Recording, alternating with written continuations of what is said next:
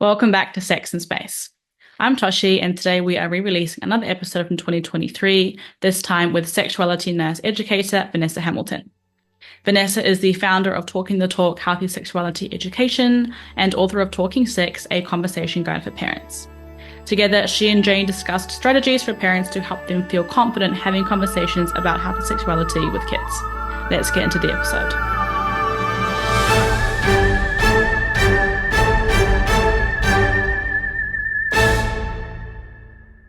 Vanessa, welcome. Thank you. Thank you very much. I'd just like to acknowledge that I'm coming to you from the Wurundjeri people of the Kulin Nation here in Melbourne, Australia. Oh, that's very cool. Thank you for that. And so before we kind of get into what you've been up to lately, I'd like to go back to the beginning and say, how did you end up in this space at all? Tell us about your history. Actually, quite by accident. Back in the early 90s, I was backpacking around the world and I was in London and I did a nursing agency shift one day taking blood tests in a HIV clinic. In the early 90s, it was a really interesting time to work in HIV because the medication had only just been introduced and only just started working. So I in fact saw all sorts of AIDS-defining illnesses. We had thousands of patients. And I ended up working in that clinic for 7 months, which was just a fascinating and interesting time. And sexual health was something I didn't really even know about. When I came back to Australia, I worked at Melbourne Sexual Health Centre, which is Australia's largest sexually transmitted infection clinic, for over 16 years. I was the nursing manager there for 5 years, and I was a lecturer at Melbourne University teaching doctors and nurses how to have conversations about sex and sexuality, because suddenly now they really had to take notice of it because they had to do HIV testing and they hadn't really ever been trained in how to approach that. You know, they did it when they needed to, but really they had to ask people outside of the context of a consultation about sexual health. I've also worked in a large hospital as a clinical nurse consultant in sexual health, helping people with acquired brain injuries, spinal cord injuries, cancers, etc. with their sexual health, but also teaching doctors, nurses, physios, occupational therapists how to have conversations about it, even the dietitians and the music therapists. And I ended up teaching in schools. I started a business because my child asked me a difficult question when they were 5 years old, and all my years of sexual health nursing hadn't prepared me for what I say to a 5-year-old. And I thought, parents need help. So the aim was to teach parents and teachers, but schools started asking me for a contemporary approach to their student content because the current deliverers were leaving things out and not being inclusive. So I've had the privilege of teaching from prep, sort of 5-year-olds, all the way up to first year university for over 7 years. And that's where we are. COVID made me put it all online, so now it's all online, so I can support any classroom. I train the teachers, I talk to the parents and give the teachers the content, and it's a much better use of my time than me being in one classroom on any given day. Now, you know, there's multiple schools using the same content at the same time. And that's a really interesting story, and the thing that kind of sounds out loud and clear listening to it is just across the professions that you work with, there's just such a gap in sex education when it comes to being able to talk about sex that you found literally everywhere. Everyone, all adults. And even still, when I train teachers, like I do now, this afternoon I'm training teachers, I'll ask them how many of you have had training in delivering sexuality education, consent or respectful relationships, and the majority, mostly 75%, have never had any whatsoever, even as an undergraduate training in never. And those that have had a little bit. Health professionals also lack. It's getting better, but it's because we don't speak about it in our society and in our culture. The hushed tones. It's an unspoken topic and so easily ignored and put on the when there's so many priorities. I see it as the biggest priority personally, because how can students even learn when they're having problems with what might be happening for them as far as perhaps abuse, or they're worried about puberty or whatever. I think it's a health and well-being issue that has to be addressed. It's sort of the elephant in the room. Yeah, completely. And so through that time, the work that you've done, what have been some of the big learnings for you? Wow. So many, and I learn every day. I went to a consent conference with experts on Tuesday, and I learnt so much. It's an ever-changing landscape. I've learnt that people are so full of shame and fear that is generational, that it's actually blocking people from accepting and having conversations. And what I've learned is when people have that little bit of confidence, it really doesn't take much time with a group of teachers or a group of parents to them to just have that realisation, I can actually have these conversations.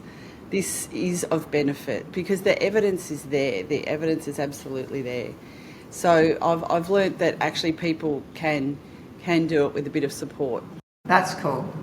And when you say it's an ever-changing landscape, what do you think have been some of the major shifts for you?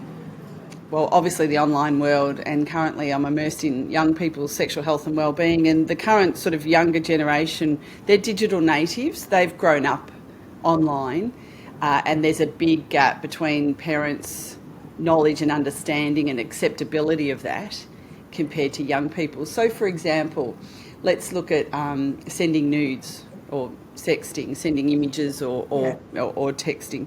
So it's common, very highly common for young people to send those images to each other. They see it as flirting.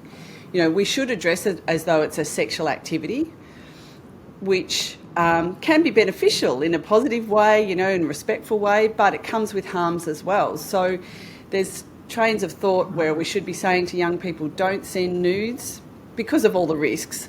And, it would be ideal if they didn't because of all the risks. However, saying to them don't do it isn't enough. They need strategies, as they do with any risks as far as sexual encounters. So preventing unintended pregnancy, preventing sexually transmitted infections, and preventing negative outcomes from sharing online sexual images. Saying to them don't do it is not the answer.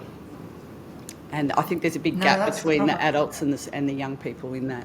How do you get the lights to go on with parents who never even thought about sexting, that it is a common thing? So my take-home message to parents, which is where the lights go on in my parent sessions, is pretty much the answer to all the questions. As I say to them this, I say to them, if you learn nothing else tonight, my take-home message to you is, who do you want to be the person who delivers this content to your child? Who do you want to be the person who tells them about sex, sexuality, respectful relationships and consent? And they all say, well, they want to be the one. Some of them say they want me to do it. And I'm like, you can't pay me enough. It's too hard. I've got 3 kids. It's very difficult. And what was the question? So the lights going on. So giving them, with parents, giving them the evidence. So showing the average age of first sexual encounters, showing them the average age of first unwanted sexual encounters. But most importantly, one of the main things is showing them that and getting them to come to the realisation that it's typically expected behaviour of a human to start sexually experimenting in their later teens. They don't suddenly become sexual beings the day they turn 18 and get out of a school uniform. So I talk about human sexuality across the life stages and ages and how it's appropriate across all of lifespan. And if we accept that there's typically expected sexual development and behaviour over every age, then we can respond positively when it comes up because we expect it. Yeah, I like the way your book took people through those stages really well and what to expect in them. I guess what you also covered off, and we'll kind of get into your book more in a bit, but is just some of the headline stats around how young people are when they start to get into something like sexting. And I think that you nicely point out that we can't leave sex education until they're in their teens. Absolutely You've not. got to go younger, right? So, yeah. So for parents with kiddies, how do you counsel them to, at what age do you say you need to start thinking about this? When they're toddlers, naming body parts in a shame-free way. So, yep. So, and that's about, so the most important thing, rather than the content of what you say to a child, is the tone, and what you're giving them is the resource, the idea that this can be talked about. This is okay. This is part of being human. And what you're setting them up for is the ability to talk about it with partners in the future. You're setting them up for the future for them to talk to their children, so we can break this generational continuum of the hushed tones. So that's the most powerful thing. This is a topic we can talk about. And I give parents lots and lots of strategies. So, for example, they all say the same fears and myths. Every parent session, there's the top 8 fears and myths. They come up every time. I don't know what to say. I haven't got the right language. What if I'm embarrassed? What if they're embarrassed? They'll lose their innocence. If we tell them about it, they'll go out and do it. I've heard all that. And so debunking all of those myths, which are just myths, helps them to have those conversations. And naming body parts in a shame-free way. Then you talk about body safety, because they're going off to kinder and childcare. Who can touch their body parts and under what circumstances? Learning about consent starts in the playground. It's about mutually negotiating an enjoyable game to play. It's managing your disappointment when your friend says no. So they're embedded decision-making skills about consent for them to take into their intimate encounters later on. They should learn about their reproductive capacity around puberty before it happens. So that's before 8 years old, because that's when it can happen to them or their peers. And celebrate it. There's nothing shameful about going through puberty. But parents really struggle. They don't have the language or the words. And I say saying something is better than saying nothing. And also saying things that they say, oh, well, if I talk to my kids, they might go and tell the other kids at school. Well, that doesn't matter. At least it'll be accurate. But you can say to your children, we can have open conversations in our household. You can ask us anything, but it's not your job to teach the other kids at school. That's their adult's job. This is a private conversation, so it's not a conversation for the playground. And the other thing is giving them information is not permission. Education is not permission, especially when you add in your values and expectations. It's shown in those countries where this information is given age appropriately from a young age throughout their whole schooling. They have much better outcomes, such as they delay first sexual intercourse to a later age. They have much less unintended pregnancies, less sexually transmitted infections, and report much more pleasurable, respectful, responsible encounters. The evidence is there. I'm starting to use the term neglect. If we don't do this, I think it's actually neglectful, because there's so much evidence of the benefits. And also of the harms. That's a really interesting... I haven't heard anybody bring that in before, but I think that's a really fair use of the word. Well, I'm wondering... I'm using it cautiously, because I wonder if I'll get some pushback, but I'm a bit old and tired now, and there's a lot to do. And I really think it is... I've seen evidence of the neglect, of not giving that education. The majority of parents support this education. The evidence is clear. We've got some great Australian evidence that shows that over 90% of parents want these topics taught.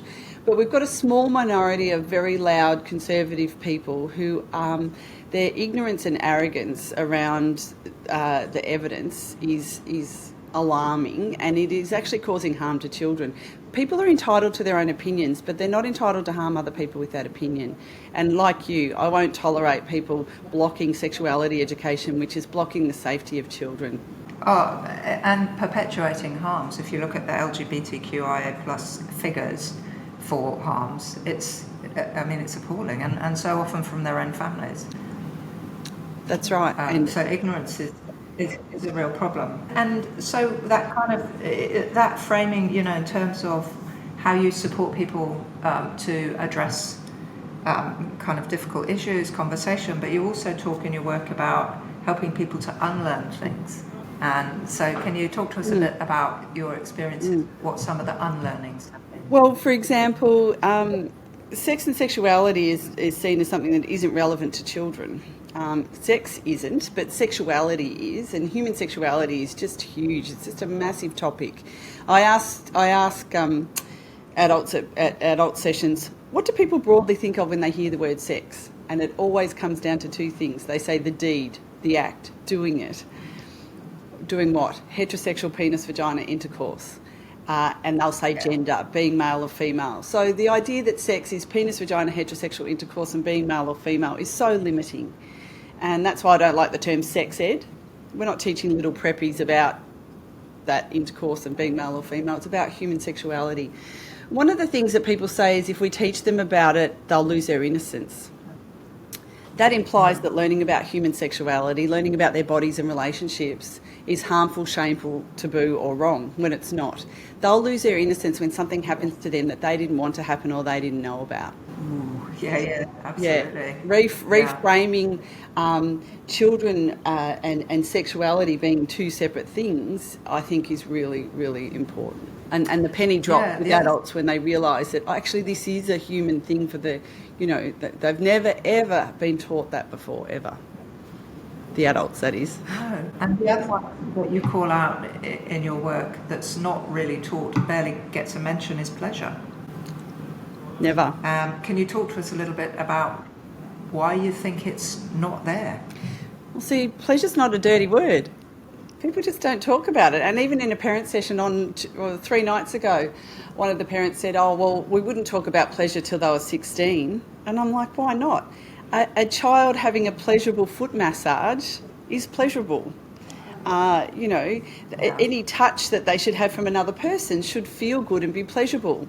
People are so hung up on the word pleasure, and it's the glaring omission in what young people need to hear about now. They're hearing from pornography and TikTok and internet and all of those things, and they're missing the fact. We were just in the consent forum the other day, and we do not tell young people, especially young male, heterosexual males, that they can actually have the most amazing pleasurable experiences by sharing the pleasure of their partner or with their partner, and we just don't say it. And in fact, in the parent survey that was done here in Australia to see the 40 topics that parents support being taught on, there's 40 different topics, pleasure came in at the lowest.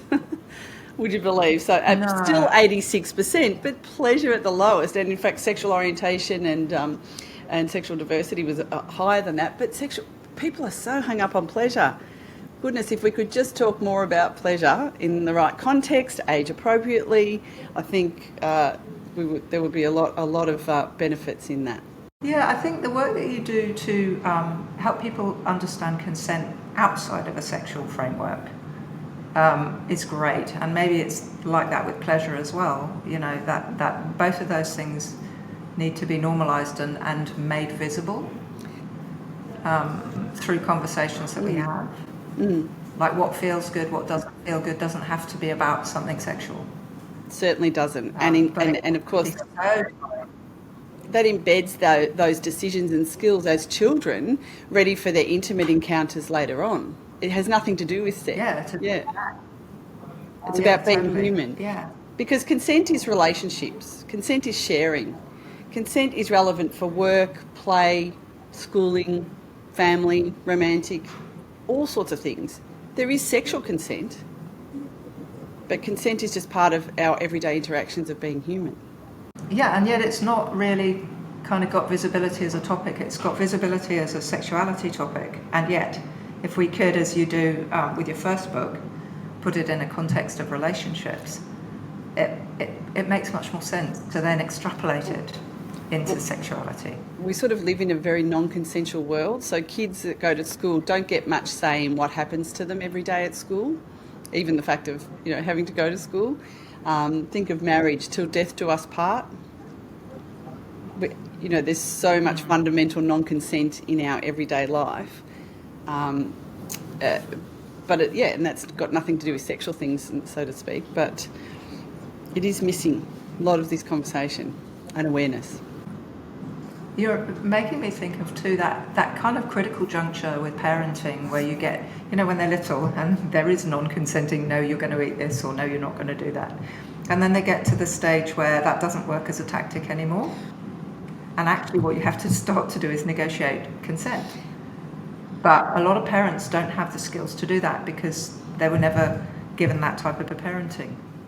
And it is about parenting, you're right. And people have asked me questions and I've referred them on to parenting resources because it's about negotiating that things have to get done. One parent said to me, what about consent when we've just got to get to kinder and they've just got to get their clothes on?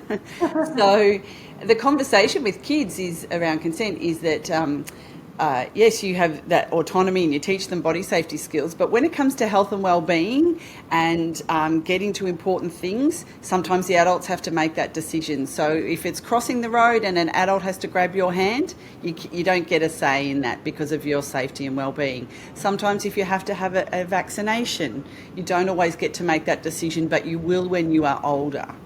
Now, some people may disagree with me on that, but that's the way that we can explain it. And look, so you already pointed out parents tend to come ill-equipped because they don't have the sex education either. And I guess in terms of the big subjects you find parents struggling with when you talk to them, myths you've identified as one, how to manage and navigate consent, how to parent, are there sort of some headline sexuality issues that you've found them dealing with on repeat?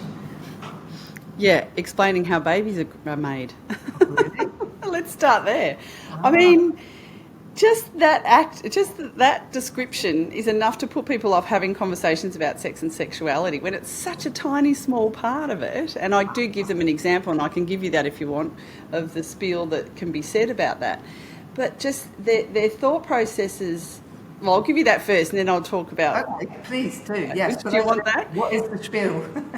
Well, there's lots of ways that babies can be created. So, and there's some fantastic books around with IVF, and there's surrogacy and all sorts of different ways, and families come in all shapes and sizes, all of that.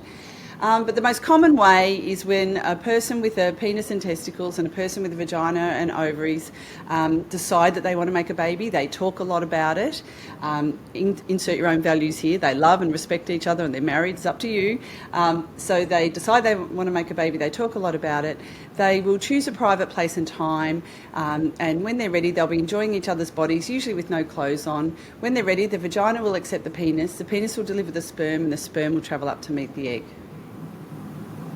Excellent. Full stop. Most kids will say, that's great, can I have a biscuit? You know, they're really, if it's too much information, it will go over their head. But then they giggle, and some will say, that's disgusting, why would you even do that? And then you follow up with, kids giggle and think that's disgusting because it's not for kids. It's for adult minds and bodies only. And adults actually enjoy that. So this is where we bring in the pleasure. And in fact, to include pleasure in that description, especially if you're telling an older child, I think people should say the vagina becomes stretchy and slippery, or stretchy and lubricated, and the penis sticks up from the body. And that's where you're including pleasure to show that there's a reaction in the body when they're enjoying something and they're wanting to be there and do that. There will be that reaction. Because kids will have those sexual thoughts and feelings. They will have those responses of lubricated vagina and erections. Let's name it for what it is in a positive way so they don't feel shame around that. I ask adults at education sessions, I say, what do we want for our children? What do we want for this generation of children for their sexual journey through life? I say, call out the words. And joy, pleasure, fun, consent, respect, 30 different words come up. And I say to them, well, how are they going to get that? Are they going to get that from learning from pornography, TV, advertising, popular culture? Or are they going to get it from this bubble over here, which is the classroom and home complementing each other? Facts from the classroom and facts and values from home. So the big sticking points are, just that description of, there's just so much shame and fear about the act of sex and sexuality, especially pleasure. That's one of the things they really, really struggle with. And the fact that, if we tell them, they'll go out and do it when the evidence shows that that's not the case. Yeah, in fact, it's the opposite. I think in your book you included some stats, and we've used them in other work. The difference between the Netherlands and the US when it comes to unplanned pregnancies, it's just breathtaking. It's breathtaking. And even in regions, even here in Victoria, in 2019, when the state average of births in teens was 9 per 1,000. We had 2 regions in Victoria that had a rate of 28. Wow. And I've been to those regions, and there's 2 main reasons for that. One is geographically and access to services and professionals in that area. But secondly, we clearly know that's lack of education. And I've seen the education being blocked in 2 of the big schools in those regions. And that's where that neglect comes in, because when you have a rate like that is so different, and you think to yourself, well, why is that? But it's also about not being able to buy condoms from the supermarket because your whole family works there. But then I said, well, where can they get condoms? They should be vending machines in the public toilets. But the council won't allow that because of that small number of conservative people who will complain about that. Yet their pregnancy rate is so high. So yeah, and sexual violence, poor sexual relationships. These are the dark side of what happens, and yet it doesn't get a lot of airtime. Well, in Australia, some of the biggest issues regarding sexual violence is rigid gender stereotypes, which are you probably have the same issue in New Zealand as well. So breaking down those rigid gender stereotypes, talking about coercion, and talking about calling out the disrespect that is seen in things like pornography, because in the absence of sexuality education, children are getting messages from imagery related to things like pornography, which says that sex involves violence. Yeah, and increasingly so. And also that sex is heterosexual and it's about male pleasure. And it's about penetrating something. Yeah, or even, just the achievement of the male orgasm and the female body being an object for that to be achieved. Well, I've had to add clitoris into all of my anatomy lessons.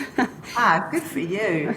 Well, that, for example, in the past, puberty education has been taught wet dreams for people with a penis and periods for people with a vagina, which is so inequitable because wet dreams is about a pleasurable thing and periods is a taboo and shameful thing. So, yeah, not in my classes. It's everybody can have sexual thoughts and dreams and have a body reaction to that. So vaginas will become lubricated.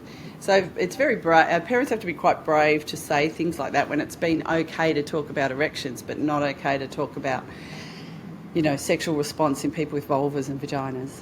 Yeah, totally. And that's, so I guess that is your work's the motivation for your new book. Can you talk to us a bit about that? Because I've been lucky enough to be allowed to read it. Thank you. I really enjoyed it, and all I can say is every parent should have one as part of their parent training. Oh, there we go. There we go. Talking sex. It's a tool for parents. Can you talk to us a little bit about how it's designed to work? Well, that was the idea. It was a tool. Again, I got very lucky with that book. That's really my 10 years of notes that I've collected over the years. It started as a PDF that I created in lockdown on Canva that I was providing to parents. And then while I was trying to get that designed, that Canva document, the designer said, do you mind if I give your name to a publisher? And the publisher offered me to write the book, and we did it in a very short time. I wrote it because our kids deserve a lot better than what they're getting. Our kids deserve more than being exposed to what they're seeing on Snapchat and pornography. They deserve so much more than that. And in order for them to get that, the adults need to be educated. And so, because I see those constant themes from parents all the time, the idea, and also being a parent myself, and knowing how hard it is, even when I've got the knowledge that I have, I just wanted to get across some of those key aspects that I think hopefully can change the way we approach human sexuality so that the next generation and this generation can have more amazing, wonderful, pleasurable, joyful, connected, respectful, free of violence, free of unintended pregnancies, free of sexually transmitted infections. We need to, I say to young people at university, I say to them, raise the bar of your expectations of your sexual encounters. They should always be joyful and fun and pleasurable. They might be weird and smelly and awkward and all those sorts of things, but they should never be harmful, regretful or painful. But that's the dialogue they're being fed. Yeah. And when we see countries who do this better, because the parents talk to the kids openly and honestly, and so do the adults and the teachers and the doctors and everyone, I think that we need to do that here, and we can do it in this country and in New Zealand. Well, I think with books like yours, we can certainly start to break that cycle, as you say.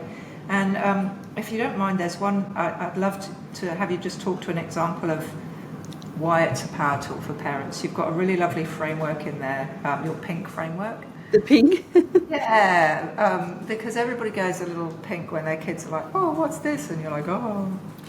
So the idea of pink is how to react when you come across an interesting or difficult scenario with your child, or maybe you walk in and they're viewing pornography, or you've seen it on their phone, or they ask you a difficult question.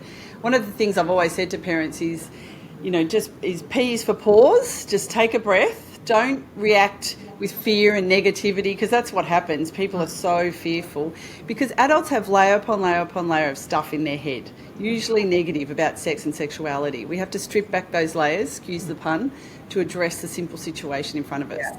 So take a pause, inhale, P-I, inhale, which helps you with the pause. And then I've put N next to, so lean into the child. Either sit down next to them, or if you're in the car, turn the music down, lean in, be near them, don't be standing over them.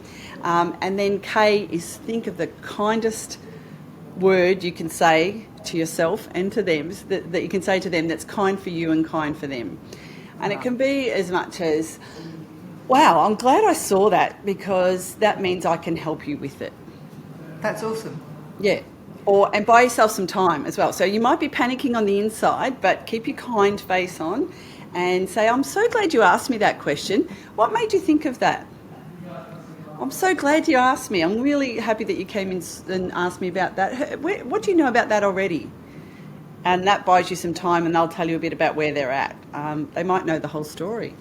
Yeah, well... So that's pink. That's my idea of just responding rather than reacting.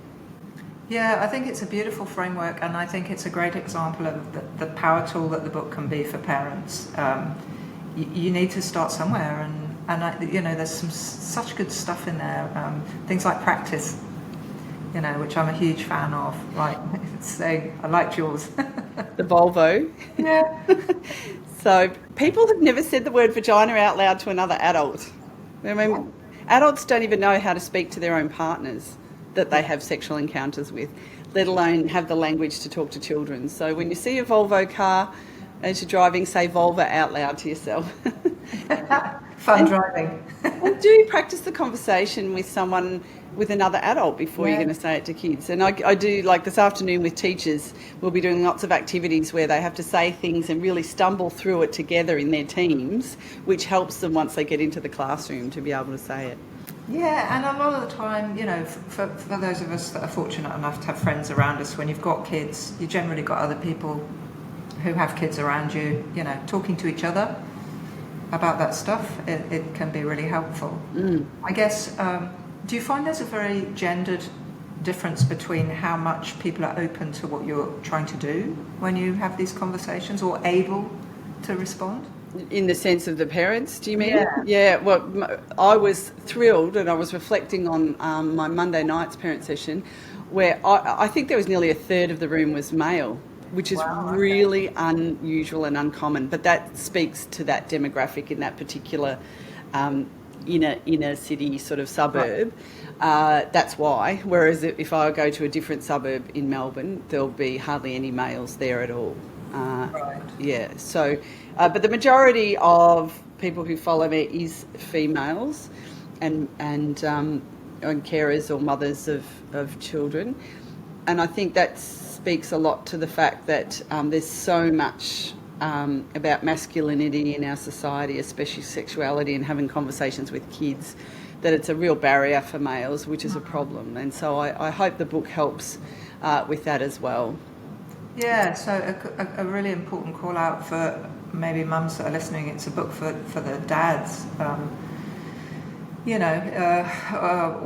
whoever the carers are. But it's a both and particularly for young men, if they do have a male carer, they're a role model. As a role model, yeah. I think anyone can be, and it's good. I always say that children should be able to get this information from adults in their life, from different walks of life, different genders, and hopefully the book goes along to that. I was speaking to everyone, so hopefully that helps with that. I have 3 boys myself, and so fairly immersed in the challenges that they have about being allowed to talk about feelings and pleasure and all those sorts of things. So, and this is maybe a little bit of an unfair question, I have 3 sons, and that challenging conversation when it comes to not only talking to them about their bodies, but how to talk to them about their partner's bodies and how women's bodies operate with pleasure. How do you suggest parents tackle that conversation, the other partner's pleasure? Yeah, my poor children's eyes roll a lot because mum's always talking about it. I'll say, so you use teachable and askable moments. So any opportunity to say something, just say it, So a few things that I've done I'll give you some examples that I've done. So teachable moments, speak in the car. Everyone's facing forward and, they're a captive audience, but I don't mean that means you talk to them and they don't want you to talk to them.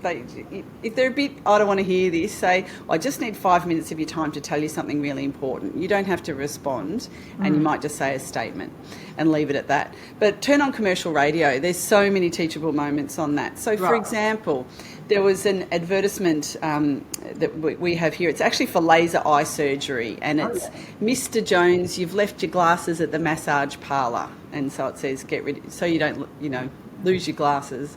So I had a 12-year-old in the car with me who was about to go off to secondary or high school, and I thought, so I used that teachable moment to explain what a massage parlour, sex work and prostitution was, so that came from me. And that was said in a positive light, and it was about respect of people's bodies, and we talked about females mainly working in that industry. So, lots of conversations like that. Another one was, I had 6 kids in the car, and again, commercial radio, we don't listen to it very often, but, it happened. An ad for the nasal spray for erectile dysfunction, lasts longer in the bedroom. Yeah. And one of the kids said, Mum, what's that an ad for? And I checked the permission status of all the kids, because you'd be surprised how many parents drop their kids for a play date at my house and say, feel free to teach them if it comes. I bet. And I said, that's an ad telling people how long sex should go for, making money out of telling people how long sex should go for, and it's fake. And I turned it off and turned on the music. So I can't get rid of the ads, but I can call it out for those 6 male brains, and brains are the most important sexual organ, so that they don't learn from a young age that they have to have big, strong erections all the time to last longer in the bedroom so they can penetrate someone. Yeah. So it might be more obscure than you think of talking about the actual physical acts. You're talking about, you want them to be critical consumers of the messages they're being fed all the time. So I'll often call out, they say that, but actually it's much more pleasurable when people's brains and skins are connected, and partners' pleasure and all that sort of thing. I watched the Netflix series Sex Education with my 14-year-old over lockdown, and the teachable moments in there were endless. Yeah. I had to stop talking in the end, but it is very sexually explicit. Watch it first before you go and watch it with... And then when the second series came out, I said to him, he was about 15, then I said, we can sit down and watch the second series. And he said, I've already watched it with my friends, Mum. Yeah, I'm done, Mum. I'm done, you're done. It's talking about pleasure and respect and boundaries in a non-sexual way when they're little. You start those conversations very, very early. That's what I think so lovely about listening to you is, and I hope this is coming through really clearly for those listening, it's about having the confidence to have these conversations all the way through life. With partners, with kids, it doesn't matter, just learn the language, use the words, and that means get educated, right? Look, I do think parents need to go and do a bit of education. This isn't something that just comes naturally and you know what to say. And there is information out there, what to expect at what ages, what language to use.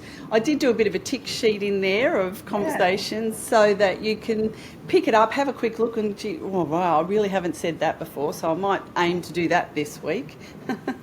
What's so good about the book, I think it's very practical. It allows you to do exactly that. These are the different subjects you might want to cover across the many years you have with them.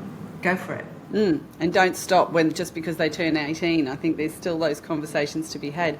And it's about positioning yourself as the go-to person, the teachable, askable person, the teachable, askable adult for children, so that they know that they won't get in trouble, even if they think it's rude, or especially you want them to report to you if something's gone wrong online, because it will go wrong.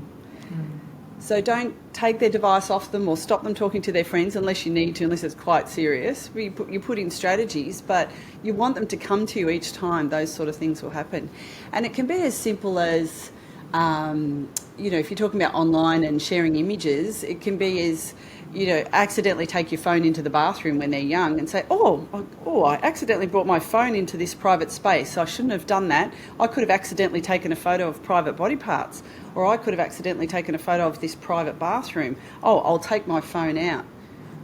Yeah, Early on, you're saying we don't take phones in bathrooms and take images. Yeah, I think we have a book we're working on how to talk with your kids about porn. And one of the key kind of points for us is that if they don't have an existing framework that you help them set up, then they can't go in and go, oh, well, that's not true. They're going in and they're getting the first lot of information. It goes back to what you said, and I think that, again, people take this away because Vanessa knows what she's talking about. Who do you want to be the person that tells them? Yeah. That's right. And this bubble over here that should be from school and home, we should talk about amazing, wonderful, connected, respectful, pleasurable partnerships till we're blue in the face, so that they can see the comical nature of pornography when they view it. So they can say, well, that's not what I've been told. Yeah, yeah, and that doesn't look okay, that way that person's getting treated. Yeah. And even as they're older, you talk about in pornography about them being conscientious consumers of an industry. Do you want to be consumer of a product that there may be exploitation or trafficking or people not being treated fairly? Is that something that you would consume, and getting them to critically think about that? That's for the much older ones, yeah. Yeah, but it's a really good approach, and I think it's become very topical, so it's a very it's an on-point approach for that generation. Well, there's ethical pornography, which requires a credit card and time to find it. And, so I'm not against sexual imagery for people's brains. It's actually very beneficial in lots of circumstances. I'm talking about mainstream, what children are exposed to, that mainstream online pornography that as soon as they put it in, it comes up. And they do put it into search engines. I was speaking to a teacher last week. They've got software at their school that tells them what the kids have been searching, and they've been searching the names of the sites. I'm not going to say them to give them any more credibility or exposure during school, grade 3. And for those that aren't part of the Australian system, what age is grade 3? Oh, I'd say grade 3, they'll be 7 or 8. Wow. Okay, so if you want to be the person that tells them and that they come to, as you said before, you start from the beginning. When they're toddlers, the right names for their body parts. Don't be shy. Don't be shy. And even the little toddlers, if something comes up on the iPad that gives you your early warning signs, you need to come and get me. Turn the iPad over and come and get me. Yeah. And your language increases. So on the internet, there's images of things that make us feel a bit confused and uncomfortable. It might be being cruel to animals, or there might be images of war, but there's also images of naked adults and what they say is sexual experiences, and it's not realistic, and it's really can be harmful for kids. And like a scary movie, hard for you to get it out of your brain, you actually need adult help when that happens. Shut the laptop and come and get me, and I will help you with that.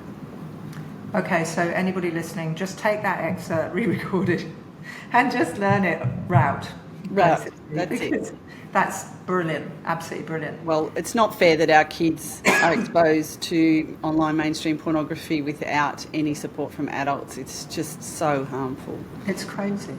And so, if people want to get a copy of your book, how can they do that? Yeah, so actually the best way at the moment while it's out for distribution is through the publisher Amber Press, AMBA. So they're shipping to New Zealand.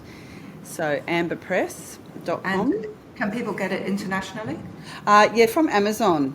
Great. amberpress.com.au. Amazon, and there's other online bookstores that have it as well. It's coming online. It's just been published, so yeah. Now that's very cool, and it's available now? Correct, yep. And if they want that link, my website, so just talking the talk, sexed.com.au, there's always a link there for it. Fantastic, because we do have quite a few offshore listeners. And so having read it, I think although it's written from Australia, it's a universally applicable book. So US, UK, wherever you are, Canada, go for it. although it is deep in Western culture, I acknowledge that because that is the case. But I'll just mention Kit and Arlo, the consent chapter book too, because we won an award last week, 2 awards, best primary school chapter book and outstanding whole primary resource for the whole of Australia. So, and that's got 13 lesson plans for teachers. There's a free website of consent, how to teach it in the classroom, and that's for parents and teachers as well.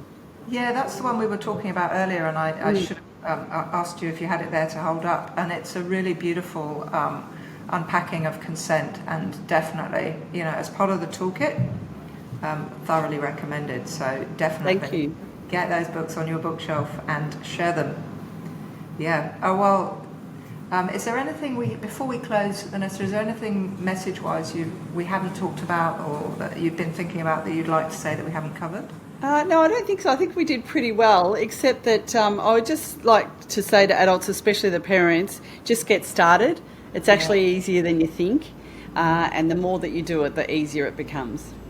Yeah, completely. And keep listening to our podcast, because amazing people like Vanessa can really help when it comes to building your confidence. Well, thanks for the opportunity to get the message out there. I appreciate it immensely. Thank you for joining us. It's been amazing.